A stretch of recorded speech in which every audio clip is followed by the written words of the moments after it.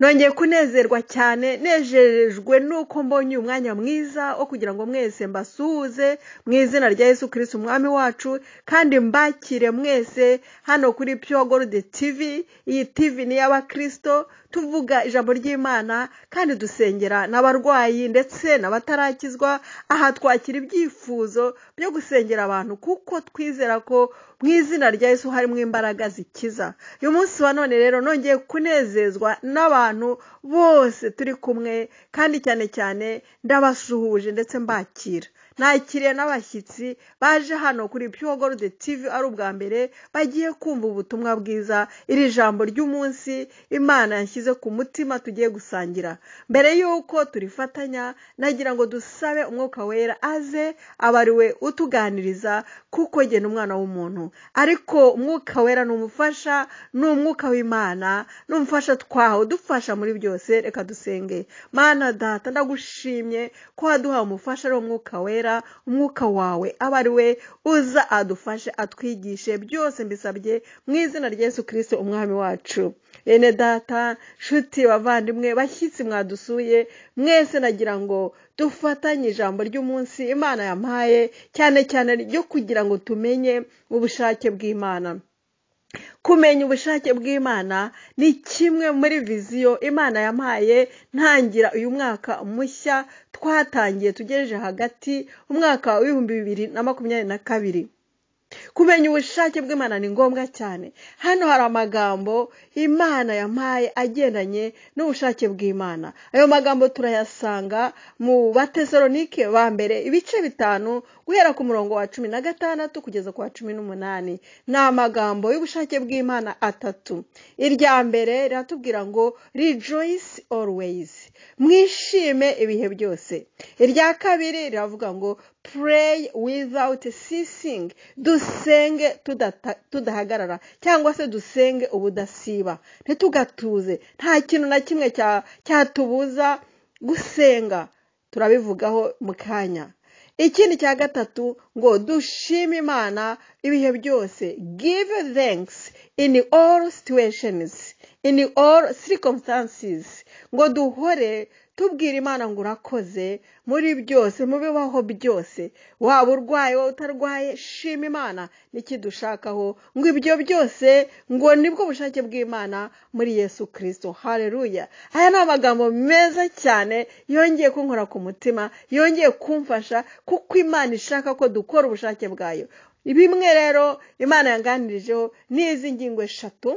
Iya mbere nkuko nabivuze ni uguhora tunezerewe twishimye. Imana ishaka ko wowe nanjye, we mu Kristo, wa mwana w'Imana, duhora twishimye. Hari impamvu ibishaka, nuko nyine muri Yesu harimo umunezero mwinshi. Kwishima no kunezerwa nyine ni kimwe. Nukuri ngo muri Yesu duhora tunezerewe. Niyo mpamvu Imana ivuga ati munyegere, ntabwo uzanezerwa gusa, kuko umunezero tuwuvoma mu Mana, kandi aho tuwuvoma tuwuvomesha n'amasengesho n'ugusenga. Iyo twegera Imana tugasenga, aribwo bushake bw'Imana bwa kabiri navuze ngo pray without ceasing, ngo dusenge tudatuje tudahagarara. Icyo gihe uyu usenga ubuganira n'Imana, maze ikaguha umunezero nta handi uzawukura. Niyo waba ufite za miliyoni udasenga, ndakubwiye uzaseka umunota umwe, ariko wa kabiri urire. Nyamara iyo ufite ibibazo uri umukristo, kuko ubu n'ubushake bw'Imana,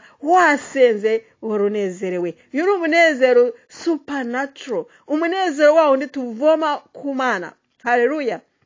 Niyo mpamvu Imana ivuga ati dore ubushake bwanjye muri Yesu Kristo bwo mukora. Ubushake bw'Imana dushaka ko duhora tunezera iminsi yose. Ntabwo wabyiha, ntiwabyihingamo, ntabwo wabihabwa n'amafaranga, ntiwabihabwa n'umuryango wawe, ntiwabihabwa n'ikindi kintu runaka, no kwiga n'akazi keza, ahubwo tuzabihabwa no gusenga, tuzabihabwa n'umwuka w'Imana, tuzabihabwa no kuzura umwuka wera. Haleluya. Nitwuzura umwuka wera tuzanezerwa ibihe byose. Aha niho uyu munezero Imana ishaka. Ubushake bwayo ni uguhora tunezerewe iminsi yose, kandi nta handi bizaturuka mu gusenga. Uko twegera Imana, njyewe Jose, ko negera Imana niko mpawa umunezero, ngahora nezerewe iteka ryose. Ariko iyo ngiye kure y'Imana naho nakorera za miliyoni ntabwo zazampa umunezero. Aha niwe Imana ishaka kutuganiriza yuko icyo ari kimwe mu bushake bwayo mu kunezererwa Imana. Nta handi uzawukura rero keretse kuvoma, kandi tuvomesha ikivomesho cyitwa gusenga. Imana tugire neza ngo dusenga ubudasiba. Uko usenga ubudasiba niko uzajya ubona wa munezero. Imana tugirire neza. Ikindi cya gatatu Imana dushakaho, twabonye ko ngo duhore dushima Imana muri situwasiyo izo arizo zose. Nk'uko natanze urugero, waba urwaye shima Imana, waba uri umushomeri shima Imana, waba uri umukene shima Imana, waba hari ikibazo kikugezeho shima Imana. Ubu nibwo bushake bw'Imana n'ikidushakaho muri Yesu Kristo. Imana ikugirire neza. Nizeye ko wubatswe n'aya magambo nk'uko nubatswe, kandi ko Imana igiye kugufasha ukayegera, ngo nuyegera izakwegera, kandi uyu munezero ugiye kubona. Ubu nibwo bushake bw'Imana, kuyishima ubudasiba. Ugiye kubashishwa, come on, ugiye kubashishwa kuko iragukunda. Ugiye gushobozwa gusenga. Wowe mwene data, wenda ufite akazi runaka, uravunika ukora kwa muganga, cyangwa se ugenda utwaye ayo makamyo mu muhanda, uravunika, ariko uzagenda ushima Imana. Imana izakubasha. Umwuka w'Imana atwara umufasha arakubashisha. Akazi kariko kose urimo, waba uri umushomeri, waba se uri mu kiruhuko cy'izabukuru, aho hose aho uzaba uri umunyeshuri se, Imana izagushoboza. Uzasenga, uzayegera nawe kwegere. Imana ishimwe. Reka nsoze dushima Imana, cyane cyane dushima Imana yuko hari abantu Imana irimo ikiza barwaye. Ngo muhore munsenga, mwaba murwaye, mwaba murwaje. Reka tuyishimire rero, kandi dusenga dushima. Haleluya. Reka dushimire abarwayi ko Imana ibazi. Tuyishime kuko ngo ijye yemera ko umuntu arwara kugira ngo yiheshe icyubahiro. Ikabyemera kugira ngo yiheshe icyubahiro muri ubwo burwayi. Hari impamvu Imana ivuga ati shima muri situwasiyo urimo iyo ari yo yose. Reka tubikore.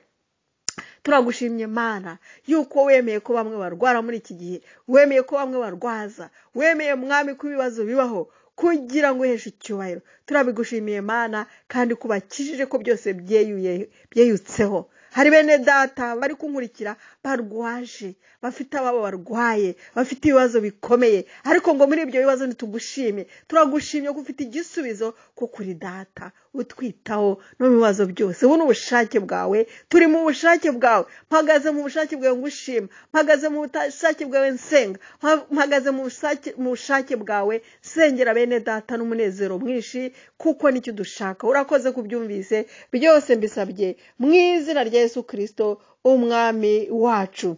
Bene data twari kumwe, basezeyeho muri aka kanya, mbasabira umugisha w'Imana, kandi senga ngo Imana ikomeze ibagirire neza. Tubashe twese gufatana urunana, dusabirana, kandi tunezerewe, kandi duhora dushima. Imana ikugirire neza. Turi kumwe, tuzakomeza ubutaha. Wari kumwe na Jose. Ndabakunda mwese. Be blessed.